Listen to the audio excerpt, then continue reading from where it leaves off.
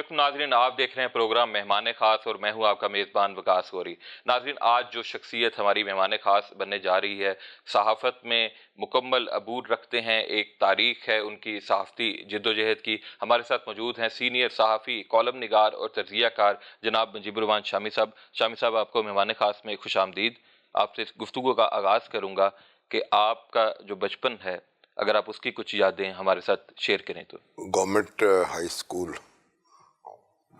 سے میٹرک کیا، اس سے پہلے جو پرائمری اسکول تھا، جو بابا فرید الدین گنج شکر کی درگاہ جو ہے، اس کے سمجھے اس کی پائنتی پہ تھا کہ وہاں سے چڑھائی شروع ہوتی تھی، ان کے دربار تک پہنچتی تھی، اور بازار سے پہلے تو وہی زمانے میں گورنمنٹ اسکول تھا، پرائمری اسکول۔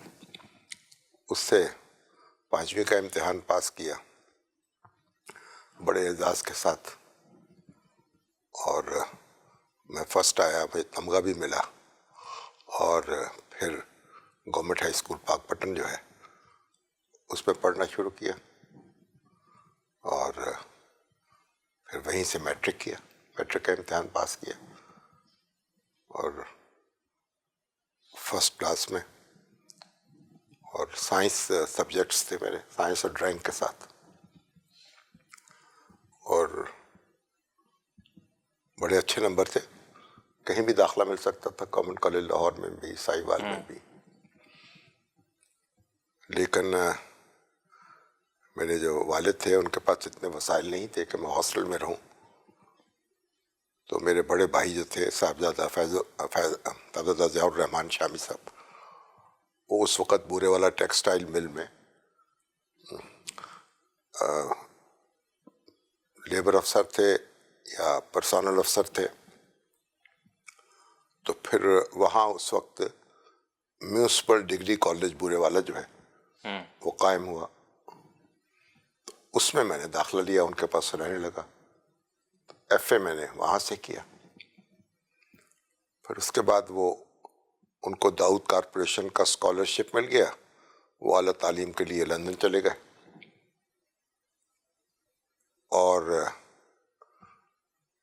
میں نے مائیگریشن کروائی، اور پھر میں ساہیوال آ گیا، اور ساہیوال میں پھر میں نے بی اے جو ہے ساہیوال سے کیا۔ اور یہ زمانہ جو ہے بڑا ہنگامے کا زمانہ تھا سیاسی طور پر، صدارتی انتخاب ہو رہا تھا، محترمہ فاطمہ جناب پھر میدان میں اتر آئیں ایوب خان کے مقابلے میں، اور میں اس سال جو ہماری اسٹوڈنٹس یونین ہے ساہیوال کی، گورنمنٹ کالج کی، اس کا صدر منتخب ہو گیا۔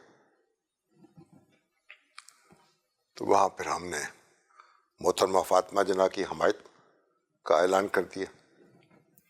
اس وقت بڑی جو ایک ڈیوائیڈڈ تھی رائے جو تھی، ہمارے کالج میں دیہی علاقوں سے بھی بہت سے طلبہ تھے، آتے تھے، اور ان میں سے ایوب خان کے حامی بھی تھے اور محترمہ فاطمہ جناب کے حامی بھی تھے، لیکن ہمارا کالج جو تھا وہ کوئی سیاسی سرگرمی کا مرکز نہیں تھا زیادہ تر، اور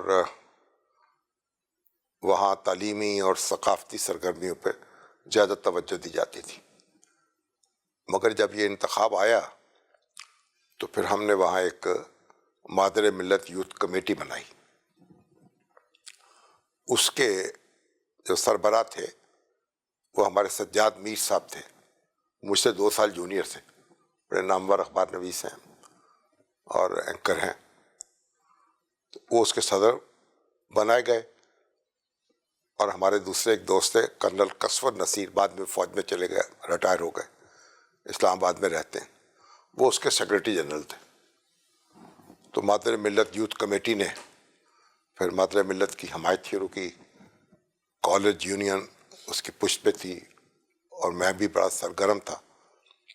تو اس طریقے سے ہم نے پھر ایک، یا سمجھیے کہ آمریت کے خلاف بدھوں میں خود جہاد کیا، آپ نے فاطمہ جناح کی حمایت کی، ہاں لیکن آپ کے والد اور بھائی جو تھے وہ غالباً کنونشن لیگ میں تھے اس وقت، تو فیملی میں جو تھا ایک مختلف آراء کا ہونا، تو کبھی پریشر نہیں ڈالا انہوں نے کہ میرے آپ کس والد طرح؟ جو تھے صاحبزادہ فیض الرحمان شامی صاحب، وہ گورنمنٹ سرونٹ تھے مگر ریٹائر ہو چکے تھے.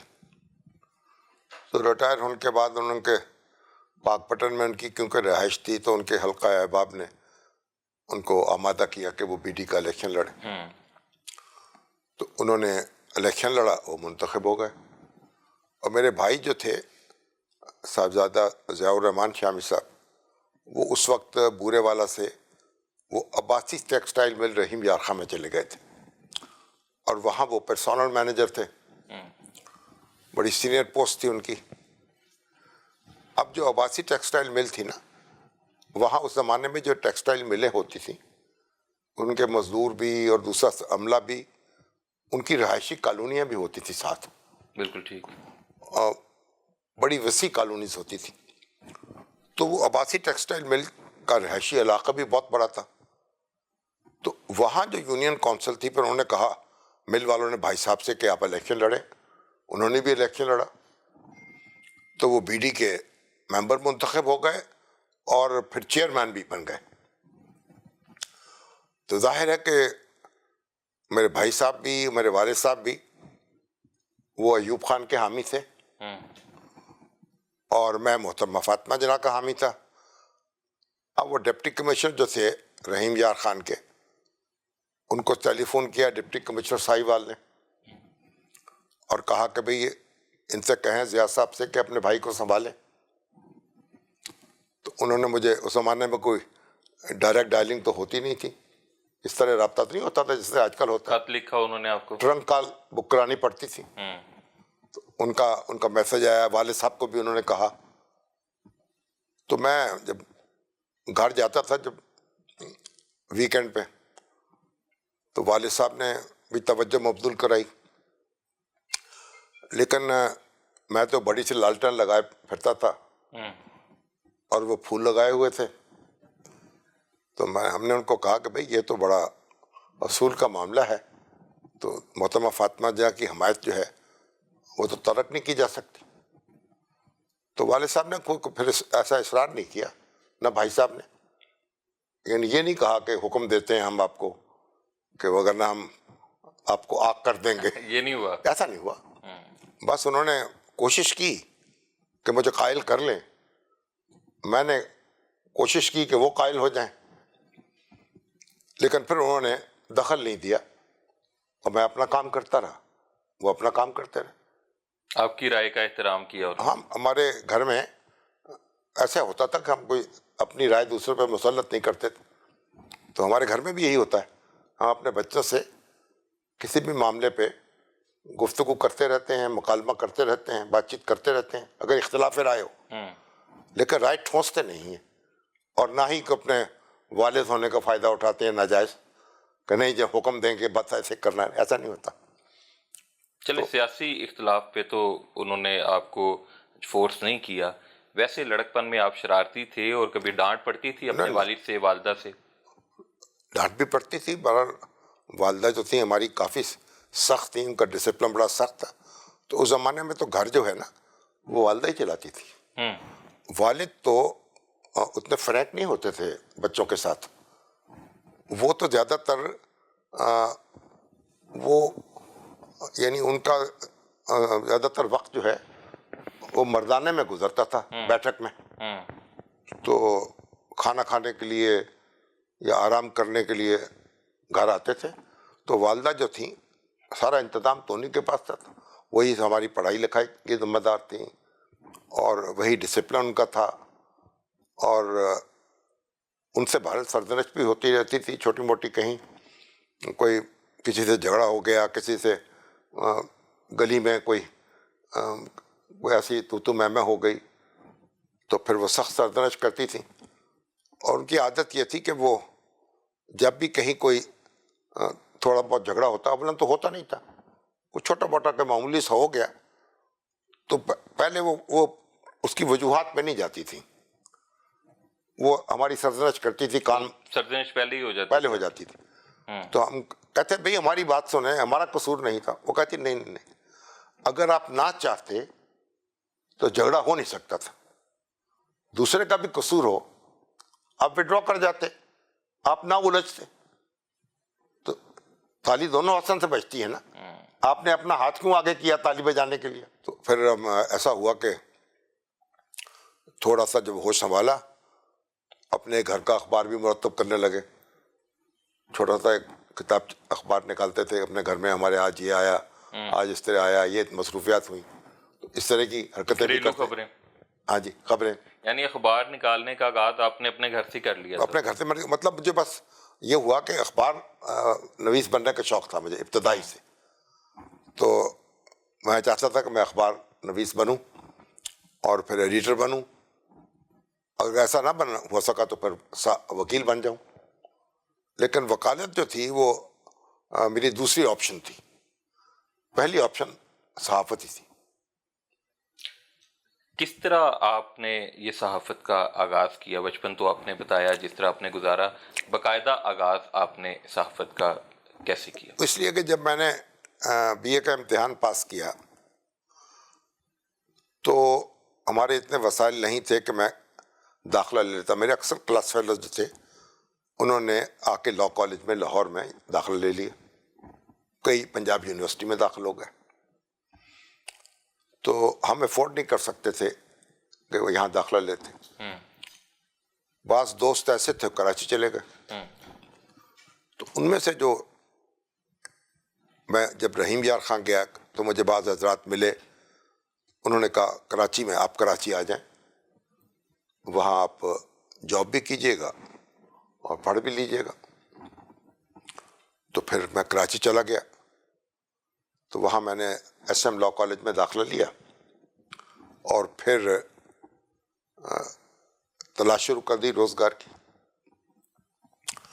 تو میرے ایک عزیز تھے صغیر احمد صوفی صاحب, ان کو تصویریں بنانے کا شوق تھا, وہ بھی کراچی رہتے تھے. تو مجھے کہنے لگے کہ ہم فیچر لکھا کریں, میں تصویریں بنا کروں گا, تم رائٹ اپ لکھو, اخباروں سے بات کرتے ہیں. پھر ہم نے اخباروں کا چکر لگانا شروع کیا, جنگ میں جانا شروع کیا. اس کے میگزین ایڈیٹر تھے شفیع عقیل صاحب اس وقت, ان سے میرے ایک دفعہ دو دفعہ کا بھی آپ لکھ کے لائیں. انہوں نے کہا, ہم نے کہا بھی ہم تو لکھ کے لائیں گے, ہمیں بتائیں معاوضہ بھی کیا ملے گا. پھر انہوں نے کہا نہیں ابھی تو آپ اسٹوڈنٹ ہیں, آپ اسٹوڈنٹ پیج پہ. تو اسٹوڈنٹ پیج پہ چلے گئے ہم. اس کے انہوں نے کہا اسٹوڈنٹ پیج پہ لکھنے والے جو ہیں ان کو کوئی معاوضہ نہیں ملتا. تو کبھی میگزین میں, کبھی وہاں طلبہ کے صفحے پہ بلا معاوضہ لکھنا شروع. نہیں ہم جاتے رہے, لکھنا نہیں شروع کیا. لکھنا جب تک پیسوں کی بات نہیں, جب تک کوئی طے نہیں ہو جائے چیز کیسے لکھیں. ٹھیک ہے. اب اسی دیر میں کسی نے ہمیں کہا بھی حریت جو ہے وہ بھی ایک اچھا اخبار ہے. حریت بڑا اچھا اخبار تھا. جب جنگیں آتے تھے حریت بھی چلتے ہیں. تو اس کے بانی تھے فخر ماتری مرحوم, وہ فوت ہو چکے تھے. انہوں نے محترمہ فاطمہ جناح کی بڑی حمایت کی تھی الیکشن میں, اور ان کے بیٹے جیسے انقلاب ماتری وہ آ کے اس کے ایڈیٹر بن گئے تھے, مینیجنگ ایڈیٹر. تو ہم وہاں گئے تو وہاں ان کے جو میگزین ایڈیٹر تھے یار ممتاز صاحب, ان سے ہماری ملاقات ہوئی. انہوں نے ہماری باتیں سنی, ہمارے ساتھ گفتگو کی, اور اس کے بعد انہوں نے بڑی ہماری حوصلہ افزائی کی, کہا کہ آپ لکھ کے لائیں. تو ہمیں انہوں نے پہلا موضوع دیا, یہ جو فٹ پاتھ اور ڈاک خانوں کے باہر نا منشی بیٹھا ہوتے, اب تو نہیں بیٹھتے, وہ خط لکھا کرتے تھے.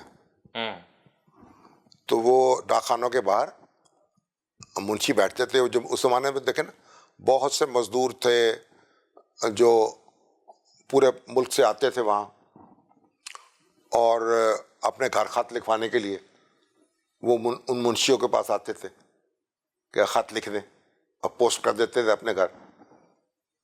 تو پھر ہم نے پہلا فیچر ان پہ لکھا, کراچی کے علم دین. تو جب وہ فیچر لکھا تو وہ جناب انہوں نے اے آر ممتاز صاحب نے اس کو پورے بیک پیج کے اوپر कलर तस्वीरों के साथ उसको छापा, और जो एक लफ्ज काटा नहीं मेरे लिखे का, तो उससे तो हौसला बढ़ गया, एतमाद पैदा हुआ। फिर दूसरा फीचर हमने कुलियों पे लिखा, वहाँ के जो कुली होते हैं रेलवे स्टेशन पे।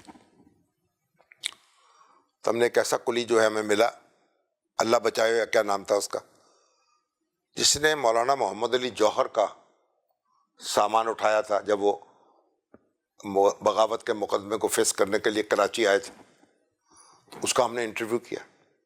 फिर कुलियों के, तो हुर्रियत बड़ा एक मुनफरिद अखबार था, तो उसने वो जो कुली था ना, उसकी तस्वीर पूरे सफ़ा अव्वल पे छापी और बैक पेज पे हमारा फीचर छापा कि ये वो शख्स है जिसने ये जो मजदूर है, ये कुली है, ये उसने उस शख्स का बोझ उठाया था जिसके कंधों पर पूरे यानी हिंदुस्तान के मुसलमानों का बोझ था, मोहम्मद अली जौहर। बड़ी खूबसूरत जुमला था, ठीक है ना। तो वो फिर वो छपा। उसके बाद हमारी धूम मच गई, फीचर छपने लगे, हर संडे को हमारा फीचर छपता था। नाज़रीन, मुजीबुर रहमान शामी साहब के सहाफ़ती सफ़र की दास्तान अभी जारी है। अभी इनसे ब्रेक के बाद पूछेंगे कि एक सहाफ़ती कारकुन से अपना अखबार जो है वो शुरू करने का सफ़र कैसा रहा। एक शॉर्ट ब्रेक, हमारे साथ रहिएगा।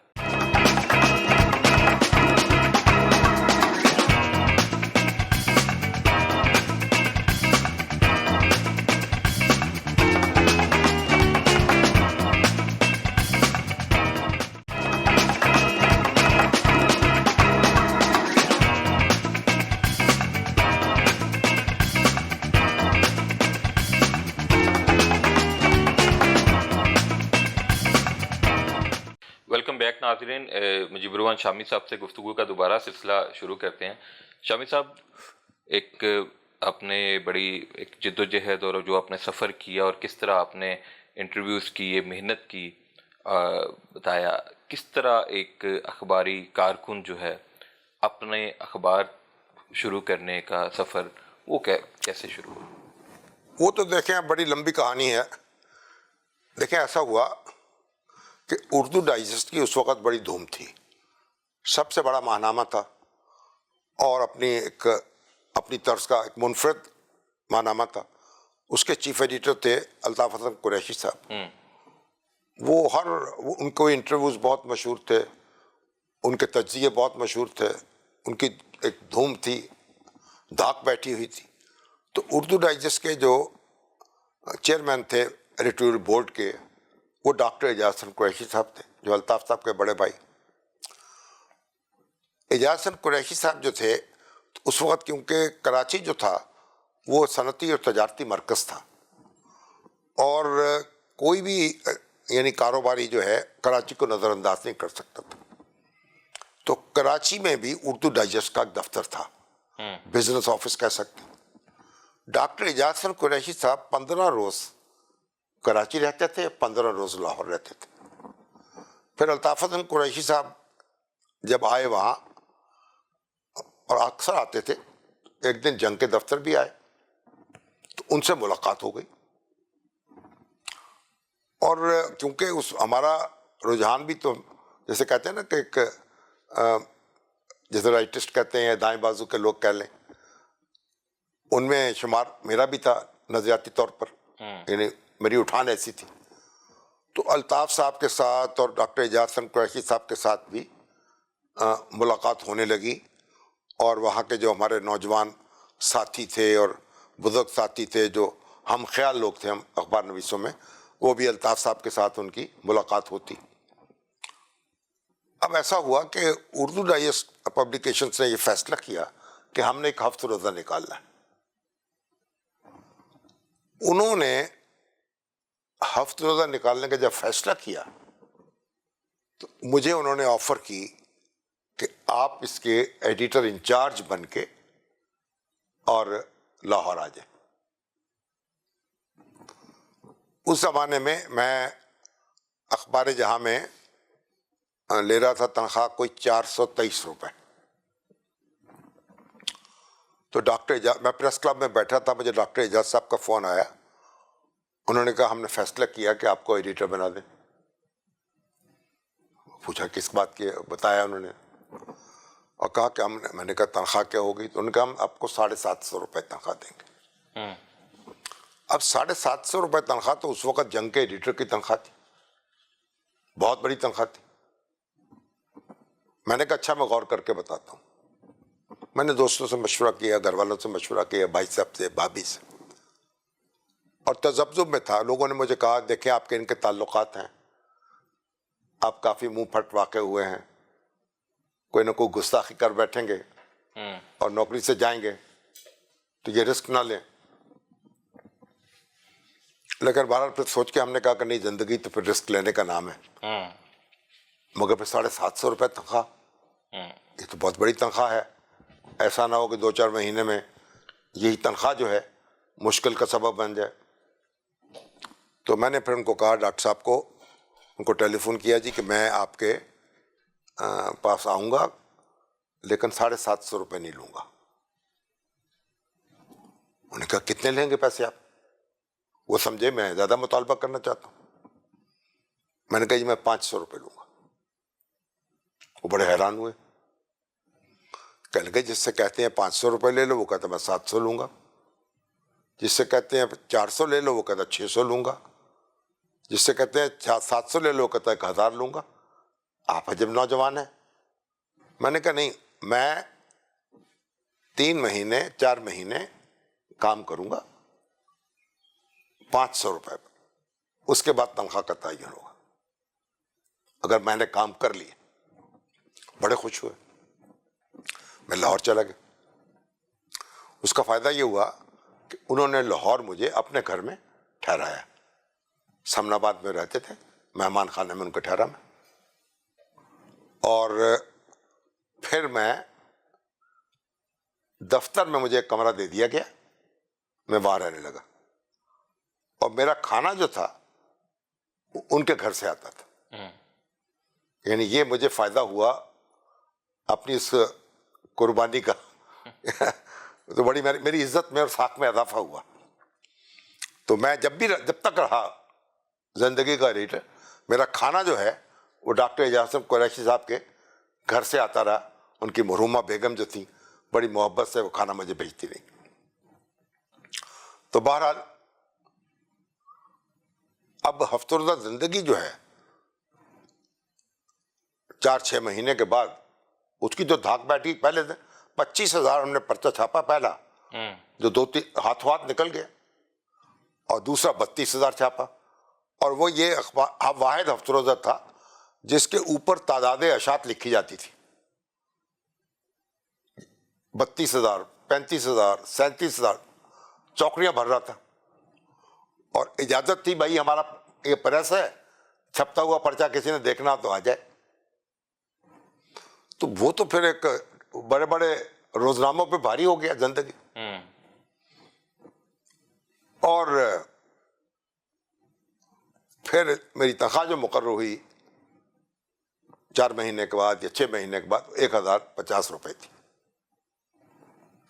اچھا بوا ذوالفقار علی بھٹو صاحب الیکشن لڑ رہے تھے, ہم ان سے متفق نہیں تھے, ان کا پروگرام ہمیں پسند نہیں تھا. ایک تو ان کی شخصیت ہمیں بھاتی نہیں تھی کہ کیونکہ ایوب خان کے ساتھ ہی رہے تھے وہ, تو ہماری نظروں میں جچتے نہیں تھے. اور دوسرا یہ کہ انہوں نے کہا کہ یہ جو نعرہ سوشلزم کا لگایا, تو ہم سمجھتے تھے, ہمارے بزرگ بھی سمجھتے تھے, یہ سوشلزم جو ہے یہ تو کاروبار سب جو ہیں قومیہ لیے جائیں گے, تو پھر جمہوریت تو نہیں آئے گی. جمہوریت کا تو بنیادی تقاضا یہ ہے کہ کاروبار کی آزادی بھی ہے لوگوں کو. تمہارا ہم نے ان کی مخالفت کی. اس مخالفت میں یہ ہوا کہ انہوں نے ہمارا نام جو ہے نا دشمنوں کی فہرست میں لکھ لیا. پھر جیل بھی کاٹی آپ نے. اور انہوں نے کہا, انہوں نے اس کے دوران کہا میں آؤں گا جب برسر اختتام میں ان کو فکس اپ کروں گا. تو جب وہ آئے مارشل لا ایڈمنسٹریٹر کے طور پر آئے, تو پہلے جو لوگ گرفتار ہوئے ان میں سے ہم لوگ تھے, الطاف حسن قریشی صاحب, اعجاز حسن قریشی صاحب, میں, پھر ایک حسین نقی صاحب تھے, ایک پنجاب پنچ کے ایڈیٹر تھے وہ, اور پھر ان کے مظفر قادر صاحب تھے, پبلشر تھے اس کے. تو ہم یہ 5 بندے مارشل لا کے تحت گرفتار ہو گئے. اور ہمیں پھر انہوں نے जेल में डाल दिया, हमारे ऊपर मुकदमा चलाया। हमने अपनी सफाई पेश करने से इनकार किया। हमने कहा मार्शल्लाह की अदालत है, हम इसे तस्लीम नहीं करते। मार्शल्लाह जो है वो गैर कानूनी फेल था, इसका कोई आईनी जवाब नहीं है, और ये मार्शल्लाह की अदालत गैर कानूनी अदालत है, हम इस पर सफाई पेश नहीं करेंगे। हमने सफाई पेश नहीं की तो हमें सज़ा सुना दी उन्होंने 1 साल कैद, मुझे 3 लाख रुपए जुर्माना किया।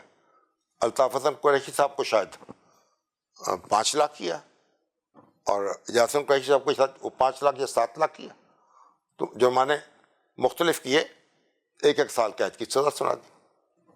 फिर हमने मुकदमा लड़ा और मार्शल्लाह पे उठ गया, और जो हमारा लाहौर हाई कोर्ट में जुल्ला साहब उस वक्त थे, बेंच को लीड कर रहे थे, जो हमारा मुकदमा सुना। कोई 4 महीने बाद तकरीबन ये हमें हमारे हक में फ़ैसला हुआ और हम रहा होगा। अब उसके बाद भुट्टो साहब जो थे, अब उन्होंने यानी बंद कर दिया उर्दू लहजे से ज़िंदगी, तो हमने फिर मुख्तलिफ नामों से पर्चे निकालने शुरू किए, यहाँ तक कि 1974 आया तो एक दफ़ा फिर ज़िंदगी उर्दू बंद हो गए। तो फिर इंतज़ामिया ने फ़ैसला किया कि अब उर्दू डाइजेस्ट तो हम शाया करेंगे, लेकिन ज़िंदगी शाया नहीं करेंगे, ज़िंदगी का मुतबादिल रोज़ हफ्ते रोज़ा शाया नहीं होगा। तो हम जो कारकुन जितने थे साथी, वो सब बेरोज़गार हो गए, टर्मिनेट कर दिए गए। हमने मिलकर फ़ैसला किया कि हम अपना हफ्ते रोज़ा निकालेंगे। तो हमने अपना हफ्ते रोज़ा निकाला। वो फिर डिक्लेरेशन तो मिला नहीं उसका, किसी का हफ्ते रोज़ा ले लेते थे, उससे उसके खिलाफ कार्रवाई होती थी, गवर्नमेंट उसको तंग करती थी, दूसरा ले लेते थे। तो भुट्टो साहब का पूरा दौर जो था वो हमें वहाँ पर मुकदमे कायम होते रहे, हमारे पे ज़मानतें तलब होती रहीं, लेकिन हमें डिक्लेरेशन नहीं मिला, और हम अपनी लड़ाई लड़ते रहे। और फिर उसके बाद उनके दौर में उनकी जब आखिरी था उसमें भी गिरफ्तारी हुई हमारी एयर मार्शल असगर खां के साथ। हम महमूद अली कसूरी साहब, जावेद हाशमी साहब, खुर्शीद कसूरी साहब, हम एक जगह खाना खा रहे थे, उन्होंने पकड़ लिया चाइनीज़ रेस्टोरेंट में, उन्होंने वो मुकदमा बनाया कि आपने एक सरकारी गाड़ी आईबी की गाड़ी थी, उस पर हमला किया है और प्लग और पाना छीन लिया है ड्राइवर से। ये मुकदमा हमारे ऊपर कायम हुआ, हमें बंद कर दिया गया। फिर हम गिरफ्तार रहे, और जब भुट्टो साहब का इख्तिदार ख़त्म हुआ तो फिर हमें इख्तिदार जेल से बाहर निकलना नसीब हुआ। तो अब ये जो कशमकश जारी रही, अब उसमें जब यानी हफ्ते रोज़ा जो था उसको हम अपना निकालने लगे, गोयाला गदारी की बुनियाद रख दी। इस तरीके से एक वर्किंग जर्नलिस्ट से एक ऐसे अखबार नवीस के तौर पर सामने आना पड़ा जिसके पास मालकाना हुकूक भी थे। तो वो उस तरीके से हमने अपने अदारे की बुनियाद रखी, और वो फिर हफ्ते रोज़ा जो है जनरल ज़िया-उल हक आए, फिर डिक्लेरेशन मिला, फिर हफ्ते रोज़ा ज़िंदगी जो है वो मुझे उसका डिक्लेरेशन मिल गया, वो मैंने यानी अल्ताफ़ साहब ने और एजाज साहब ने मुझे दे दिया। और वो फिर उसके बाद मैंने कौमी डाइजेस्ट निकाला, और फिर नवाए वक्त में कॉलम निगारी शुरू की। फिर मेरा कॉलम जंग में पहुंचा तो उसकी भी बड़ी शोहरत हुई। इस तरीक़े से मैं रोज़नामा सहाफ़त में आ गया कॉलम निगार के तौर पर। और फिर ऐसा हुआ कि 1997 की बात है, ये 98 की, कि जो भट्टी साहब थे, अकबर भट्टी साहब, उनका अखबार था पाकिस्तान, वो उसमें कोई माली तौर पर उनको खसारा हो रहा था, बैंकों का कर्जा उन पर चढ़ गया था, वो उससे जान छुड़ाना चाहते थे, हुकूमत से उनकी लड़ाई हो गई थी। और नवाज शरीफ साहब के वो बड़ी गुड बुक्स में एक ज़माने में थे, फिर वो बैड बुक्स में आ गए, और वो फिर उन्होंने कहा कि किसी मुख्तलिफ लोगों के पास गए, वो भी एक लंबी कहानी है कि रोज़नामा पाकिस्तान ले लें, हमारे पास भी आए। तो हमारे पास उन्होंने कहा कि भाई आप ये कर्जा ले लें, मुझे आज़ाद कर दें। वो 8-10 करोड़ कर्जा था, तो वो आपके ज़िम्मे कर्ज ले लें, ठीक है, और उनकी जान छुट जाए। फिर हमने अपने पास दोस्त ان کے ساتھ مشورہ کیا، ان کا گروپ بنایا، اور اس طریقے سے وہ قرضہ جو ہے اسی میں قرضہ ہی خرید لیا ہم نے، یعنی وہ تو ہم اخبار ہمارے پاس آ گیا۔ ایک شارٹ بریک، ہمارے ساتھ رہیے گا۔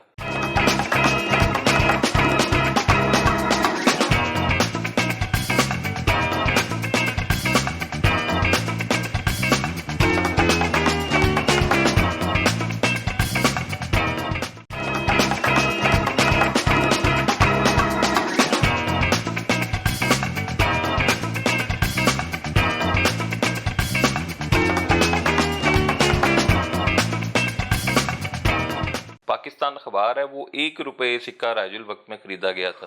نہیں، 1 روپے میں نہیں خریدا گیا، یعنی ٹیکنیکلی آپ کہتے تھے، وہ ہمارے وکیل کہتے تھے کہ کوئی اماؤنٹ لکھ دیں، 1 روپے کی لکھ دیں اماؤنٹ، لیکن 1 روپے میں نہیں لکھا، یعنی آپ وہ قرض جو تھا نا، وہ 8 کروڑ یا 10 کروڑ جو تھا، پنجاب بینک کا قرض تھا اور میرا خیال نیشنل بینک کا قرض تھا، جو قرض تھے بینکوں کے وہ ہم نے اپنے ذمے لے لیے، اور اس قرض یعنی وہ آپ اس میں کہہ سکتے ہیں 8 کروڑ میں خریدا یا 10 کروڑ میں خریدا، لیکن قرض لے لیا۔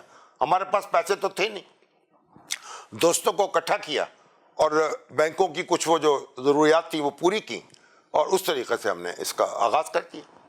اس کے بعد جو سابقہ چیف جسٹس ہیں ثاقب نثار صاحب، وہ بھی بڑا آپ کو یاد کرتے تھے اور بڑا وہ تو پھر پرانی ابھی لمبی کہانی تھا۔ ابھی تو میرے بیٹے جو تھے عمر شامی صاحب، انہوں نے لمب سے MBA کیا ہوا تھا، تازہ انہوں نے اس کی انتظامیہ سنبھال لی۔ چودھری قدرت اللہ صاحب جو تھے وہ ایڈیٹر کے طور پر ہمارے ساتھ آ گئے، ہمارے پرانے کارکن اکٹھے ہوئے، جان لڑائی اور ڈیلی پاکستان پاؤں پہ کھڑا ہو گیا۔ وہ تو پھر بعد کی بات ہے نا کہ ثاقب نثار صاحب جو تھے وہ عطا اللہ قاسمی صاحب کے پیچھے پڑ گئے، پھر سعید اختر جو ہیں ڈاکٹر PKLI والے، ان کے پیچھے پڑ گئے، تو وہ میں نے ان پہ احتجاج کیا، ان سے رابطہ بھی کیا، وہ ناراض ہو گئے، تو انہوں نے مجھے پھر یہ ایک درخواست کسی نے اوٹ پٹانگ قسم کی دے دی کہ میرے پتہ نہیں 10 یا 12 پیٹرول پمپ ہیں، کوئی کہہ رہا 15 ہیں، کسی نے کہا 20 ہیں۔ تو پھر میں ان کی عدالت میں پیش ہوا، میں نے کہا جی آپ، جس نے ایک خاتون وکیل تھی اس نے یہ درخواست دی تھی، بلاؤ LDA والوں کو، بتاؤ وہ پمپ کہاں ہیں، تاکہ میں پیٹرول تو ڈلواؤں جا کے۔ پمپ کہیں تھے نہیں، ایک میں پمپ تھا، اس میں میرے بیٹے کے پاس ڈیلرشپ تھی، شیل کا پمپ تھا، اس کی ڈیلرشپ، یہ لبرٹی والا، تو وہ اب انہوں نے کیا کیا، ایک بات کا بتنگڑ بنایا اور ایک کہانی گھڑ کے مجھے ایک رسوا کرنے کے لیے وہ پھیلا دی۔ تو جھوٹ کے پاؤں ہوتے نہیں ہیں، وہ بالکل آخر مر گیا، اور وہاں اب لوگوں کے پاس جاتے تھے جواب دینے پڑتے، جناب اتنے پمپ آپ کے پاس ہیں۔ تو پھر میں نے ثاقب نثار صاحب سے کہا کہ آپ اس خاتون کے خلاف کارروائی کریں، اور وہ پھر سے آ کے مجھ سے معافی بھی مانگی، اور بڑا جھگڑا بھی ہوا ان سے عدالت میں، وہ بھی ایک لمبی کہانی ہے۔ لیکن میں نے ان کو کہا، انہوں نے کہا جی آپ درخواست لکھ کے دیں، میں نے درخواست لکھ کے دے دی، آج تک اس کی سماعت ہی نہیں ہوئی۔ تو اب کبھی ثاقب نثار صاحب ملیں تو کبھی کوئی، اب آپ ان سے خود پوچھ لیں، تو انہوں نے معذرت کی مجھ سے۔ آپ نے معاف کر دیا ثاقب نثار کو؟ نہیں، دیکھیں اللہ تعالیٰ معاف کرنے والا ہے، تو اگر آپ اب جو کچھ انہوں نے غلطی سے یا نادانستہ یا دانستہ یا جس طرح بھی، اب وہی جواب دے سکتے ہیں نا، جو ہمیں نقصان پہنچایا تو بہرحال ہمیں افسوس ہے اس کا، لیکن انہوں نے معذرت کی، ہم نے قبول کر لی، اللہ تعالیٰ ہمارے گناہ معاف کرے۔ اچھا شامی صاحب، موجودہ جو سیاسی صورتحال ہے اس پر میں آپ سے کچھ سوالات کرنا چاہوں گا۔ میاں نواز شریف جو ہیں وہ پاکستان واپس آئے 4تھی مرتبہ وزیر اعظم بننے کے لیے، کیا آپ سمجھتے ہیں اپنے صحافتی تجربے کی روشنی میں کہ میاں نواز شریف 4تھی مرتبہ وزیر اعظم بنیں گے؟ نہیں، میرا نہیں خیال ہے کہ اب وہ وزیر اعظم بننا چاہتے ہیں یا وزیر اعظم بنیں گے، وہ اس سے ماورا ہو چکے ہیں۔ اب وہ وزارت عظمیٰ جو ہے وہ ان کا معاملہ نہیں ہے، ان کے ساتھ زیادتی ہوئی، ان کے خلاف مقدمات بنائے گئے، ان کی حکومت کو ختم کیا گیا، پاکستان کو نقصان پہنچا، اس کی معیشت کو نقصان پہنچا۔ دیکھیں نا، ان کی تو ایک ویژن تھی، اگر ان کے وہ انڈیا سے اچھے تعلقات کرنا چاہتے تھے، پاکستان کو اکنامکلی آگے بڑھانا چاہتے تھے، اور جو خسارے کے ادارے ہیں ان سے جان چھڑانا چاہتے تھے، تو ان کی یہ اگر ان کا جو ویژن تھا وہ بروئے کار آتا تو ہم بہت آگے بڑھ چکے ہوتے، لیکن پھر جو بھی صورت حال ہوئی ان کے ساتھ جو سلوک ہوا تو اس سے ملک کو بہت نقصان پہنچا. اور اب میرا خیال ہے کہ ایک لحاظ سے تو وہ ایگزونریٹ ہو چکے ہیں, ان کے خلاف مقدمے ختم ہو چکے ہیں, ان کی بیٹی اب وزیر اعلیٰ بن چکی ہیں, ان کے بھائی وزیر اعظم بن چکے ہیں, ان کی پارٹی اقتدار میں آ چکی ہے, تو ایک ان کو تو بڑی ذمہ تو ہو چکے نا وہ. تو میرا خیال ہے اب وہ اپنی سیاست کو مستحکم کریں گے, اپنی پارٹی کو آگے بڑھائیں گے, لیکن اب وہ میں نہیں سمجھتا کہ ذاتی اقتدار کی کوئی خواہش ان کے اندر موجود ہے. میرا احساس یہ ہے. ابھی آپ نے پاکستان کو نقصان پہنچنے کی بات کی. پاکستان کو نقصان زیادہ کس نے پہنچایا, سیاستدانوں نے یا جوڈیشری نے؟ اب یہ جس کا بس چلا اس نے نقصان پہنچایا. اپنی انا میں یہ اب خود پرستی میں بہت آگے نکل گئے. جس کے پاس اختیار آیا اس نے پاکستان کو نقصان پہنچایا. یہ عجب ہے میری قسمت کہ جو دل کسی کو دوں میں, وہی میرے سر سے مرے, اس کب مارے اسے کر خراب الٹا. جوڈیشری نے بھی نقصان پہنچایا اور سیاسی قیادتوں نے بھی کسر نہیں چھوڑی. اب ہر کوئی کہتا ہے کہ میں نے رد عمل میں ایسا کیا, لیکن حقیقت یہ ہے کہ پاکستان میں, اور اگر ہماری عدلیہ اور ہماری فوجی قیادت جو ہے ہماری سیاست دانوں کو کام کرنے دیتی, ان کے راستے میں رکاوٹ نہ ڈالتی, اور ہمارے سیاستدان ایک دوسرے کو برداشت کر لیتے, تو ہم پتہ نہیں کہاں ہوتے آج. اس طرح نہ ایڑیاں رگڑ رہے ہوتے. چیئرمین تحریک انصاف جو بانی پی ٹی آئی بن چکے ہیں عمران خان, کچھ لوگ سمجھتے ہیں کہ وہ جیل سے نکلیں گے تو ہی پاکستان بچے گا, ورنہ پاکستان بچے گا بھی نہیں اور نہ اس کو بچنا چاہیے.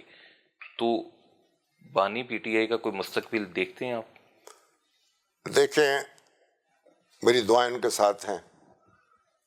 اللہ تعالیٰ ان کی مشکلات آسان کرے. وہ ایک جیل میں ہیں, اور جب جو جیل میں ہوتا ہے, میں کوئی ایسی بات نہیں کہنا چاہتا جس سے اس کو ٹھیس پہنچے اس کے جذبات کو. بنیادی بات یہ ہے کہ جو توقعات ان سے لگائی گئی تھیں اس پہ پورے نہیں اتر سکے. انہوں نے قوم کو اکٹھا نہیں کیا, اور قوم جو ہے اس کو لڑا دیا ایک دوسرے سے.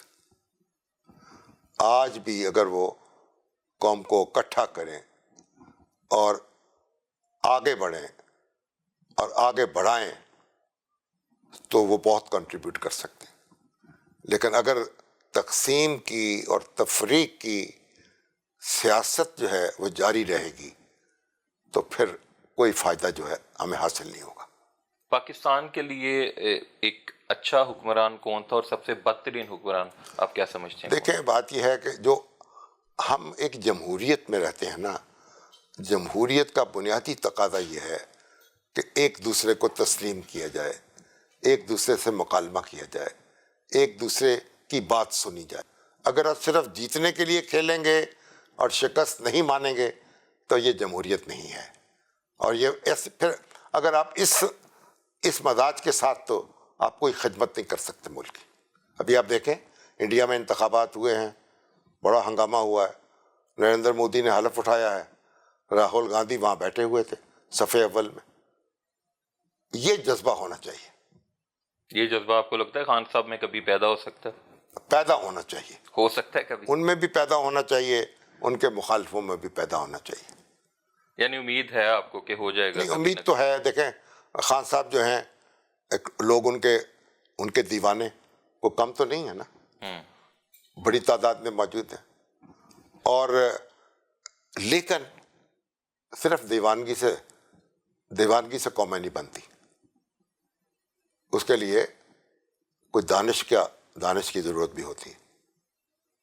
آخر میں سر آپ سے میں پوچھنا چاہوں گا, حق عزت بل جو ہے وہ پنجاب حکومت نے پاس کیا ہے, گزٹ کا حصہ بھی بنایا جا رہا ہے اس کو, کیا آپ کے خیالات ہیں اس بل کے بارے میں؟ کیا یہ صحافیوں کی جو طاقت ہے اس کو روکنے کی کوشش ہے یا ٹھیک ہے؟ دیکھیے, حق عزت کا قانون بن گیا, جلد بازی میں بن گیا, نافذ ہو سکا؟ ابھی تک نافذ نہیں ہو سکا. نافذ ہو سکے گا. مسئلہ ہے سوشل میڈیا کا, وہ بے لگام ہے. پرنٹ اور الیکٹرانک میڈیا کے لیے تک قانون موجود ہے, وہ قانون کو جواب دہ بھی ہیں.